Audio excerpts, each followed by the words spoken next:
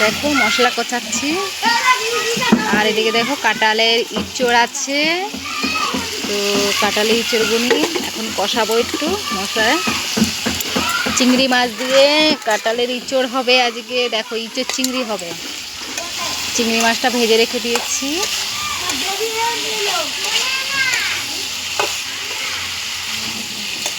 ভালো করে কষাবো একদম রসুন পেঁয়াজ দিয়ে মাংসের মতন, সেই লাগবে খেতে টেস্ট। পাশের বাড়ি জেঠিমা দিয়েছিল কাঁঠাল ইঁচড়, তো আজকে ইঁচড় চিংড়ি করছি। কেমন হয়েছে অবশ্যই কমেন্ট করে বলো তোমরা। অত ভালো বানাতে পারি না, যেটুখানি পারি কাজ চলে যায়। পেট ভরা নিয়ে কথা। দেখো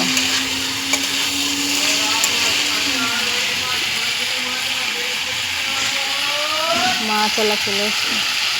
আমাদের এখানে বাজারে যেতে হয় না, সারাদিন শাক সবজি মাছ সবই বিক্রি করতে চলে আসে, তো এখান থেকে নিয়ে নিই।